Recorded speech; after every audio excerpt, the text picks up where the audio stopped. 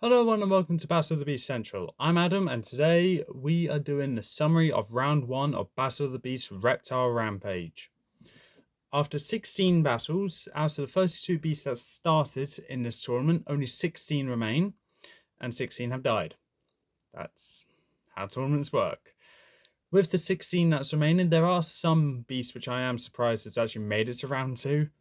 Others which I'm not as surprised, and quite a few which are just like, okay, you made it this far. Can you make it further? I don't know.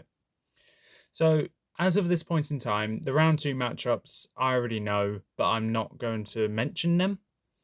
And I will be going through each beast like I have been in previous summary videos, saying who they killed, along with anything else that I think is necessary afterwards.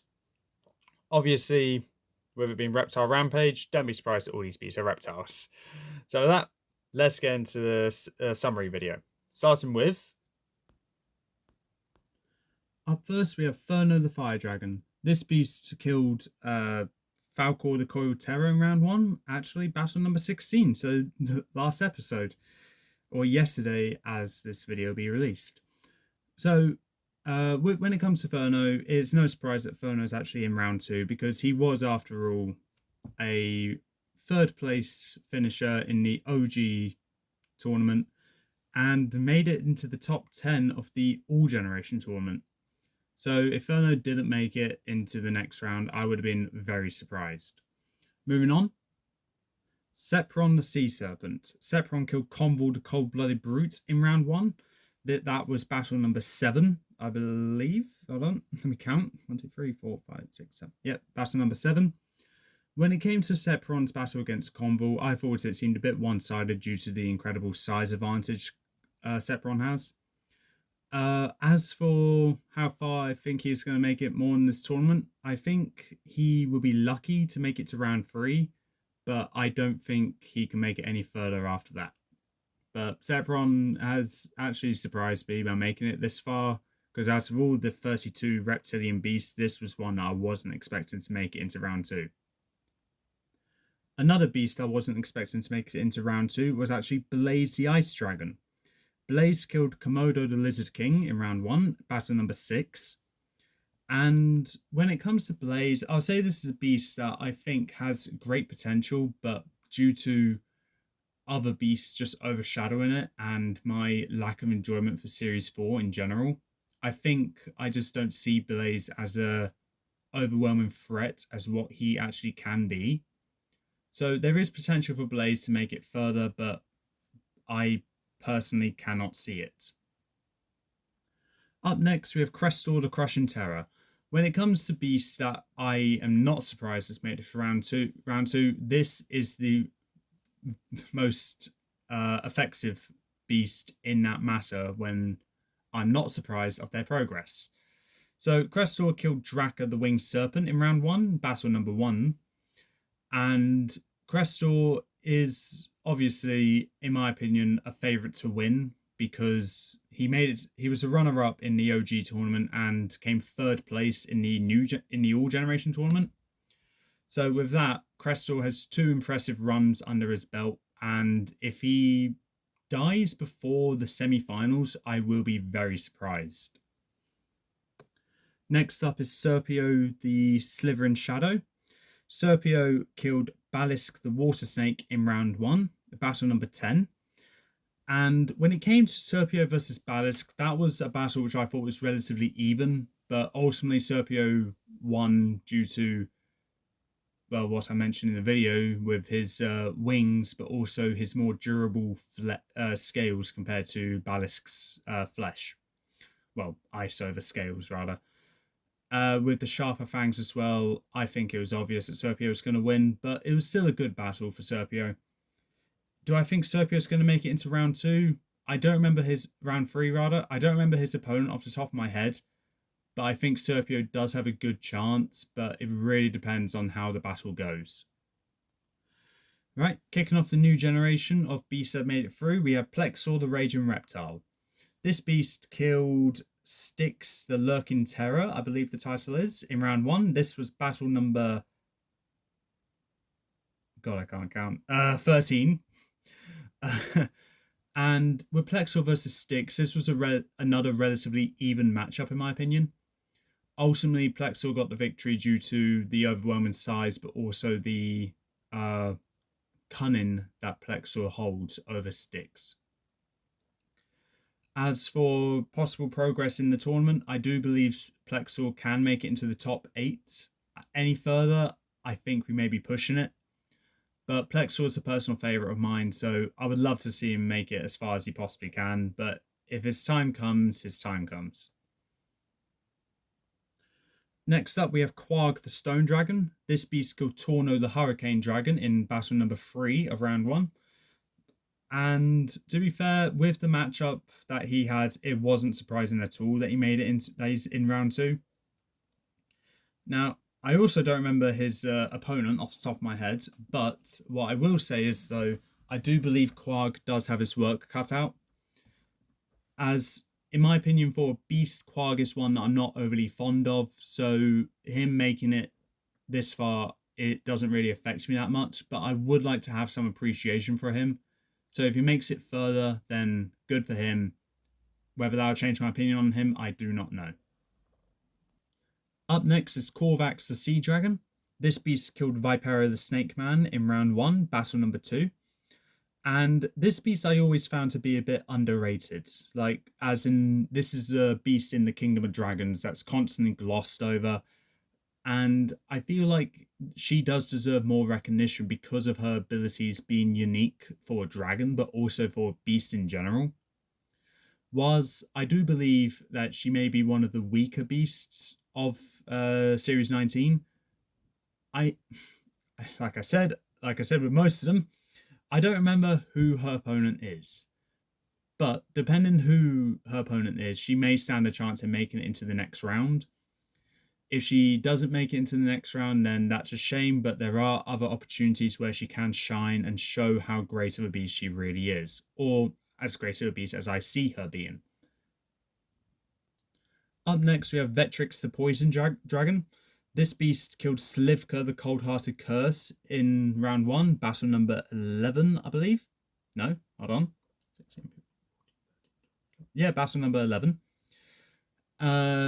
When it comes to his fight against Slivka, I'll be honest, I was actually rooting for Slivka, but with the way that the battle went, it seemed more and more obvious that Vetrix was going to win. And whilst that may have been a bit of a predictable outcome, I don't really have that attachment to Vetrix I had when I first read this book.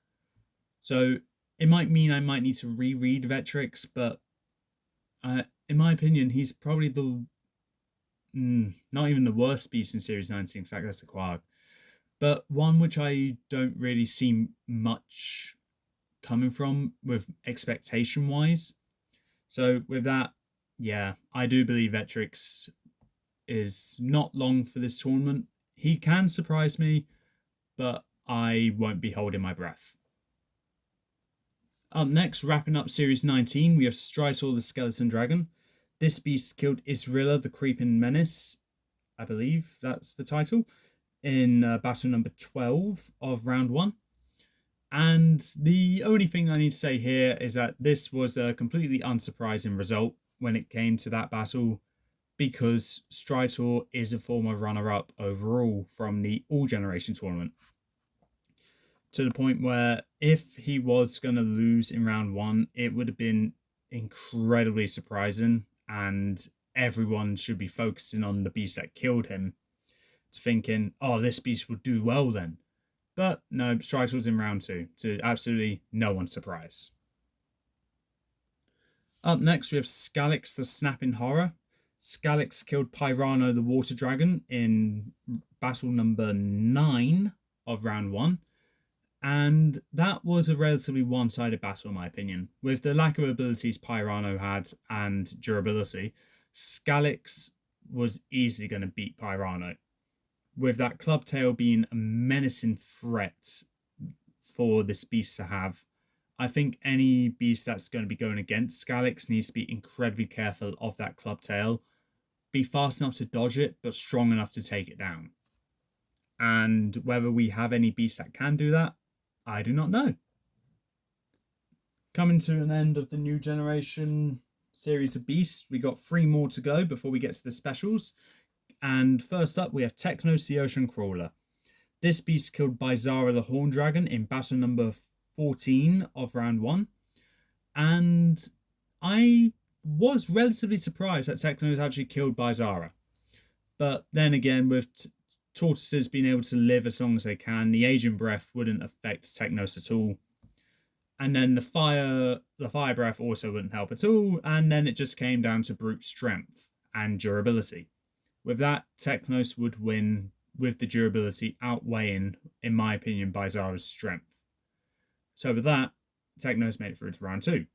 As for his opponent in round 2, I still don't know, but I do believe Technos does have a good chance, as Technos dominated the new generation tournament very well with Malix and Chiron. But if Technos makes it into the top 4, I wouldn't really be surprised. But the top 8 is how far I think Technos may go. But ultimately, he needs to beat whoever he's up against for this round first to make it into the top 8. Next up, we have Malix the Silent Stalker. Malix killed Naga the Sea Monster in battle number 15 of round 1.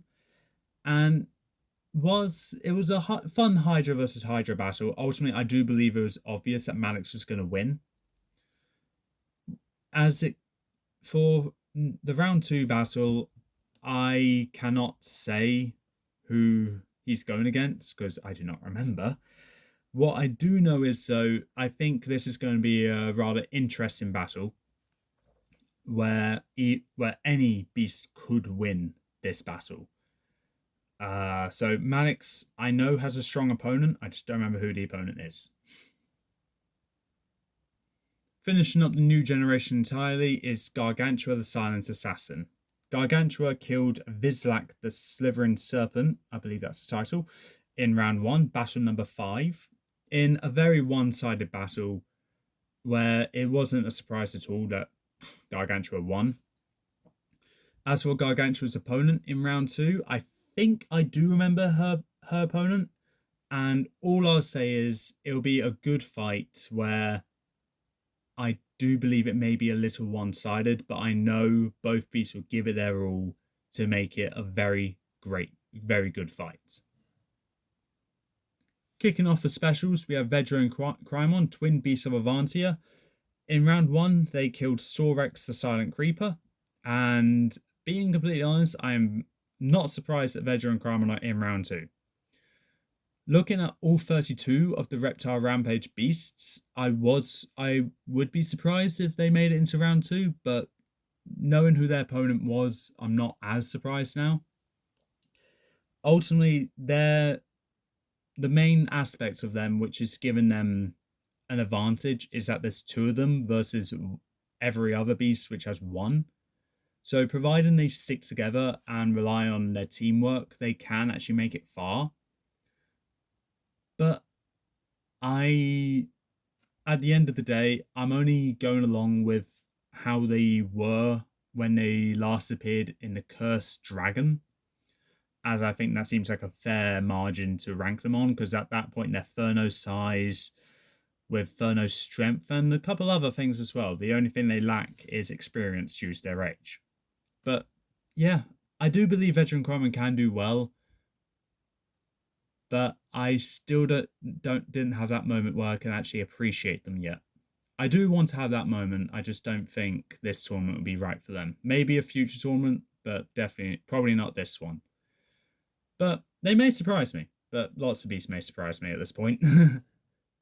And wrapping up all of the books that are in round 2, we have Arcano the Stonecrawler. Arcano killed Anaret the First Beast in battle number 10 of round 1. In a rather surprising victory, actually. I would say this was the most surprising beast to make it into round 2 due to Anaret having the sheer bulk that she does. But Arcano's agility along with his appendages is what ultimately gave Arcano the victory. So there are a valid reason why Arcano made it into round 2, Will he make it into round 3? I don't remember his opponent, but he does have a good chance overall because of his agility and other abilities that he has, including the petrification breath. Whether that would help him or not, I do not know. But with that being said, let's cut back to me. Okay, and that was the summary of round 1 of Battle of the Beast Reptile Rampage. So far, this tournament has had some great fights and some one-sided ones, let's be honest. This is only just the beginning, though, because we do have 15 more battles to go through before we have our winner. We got 8 battles in round 2 coming up, where these battles will all be recorded in a bulk recording session where over the span of the next day or so, as of when I'm recording this, and they'll be uploaded late October time. So along with the rest of the tournament will be recorded around this time as well. So what I will say is, though, as of the time this video is up, this entire tournament has been finished. So whilst I don't know the winner yet, by the time this video is publicized, I will know the winner. And out of the remaining 16 beasts, I do have my guesses for who I think will win. However, I'll keep that to myself. Should be pretty obvious, though, if you know me well enough. But with that, that's it all for this time. If you like what you saw, leave a like, leave a comment, don't forget to subscribe, press the notification bell down in the corner below, and I'll see you next time.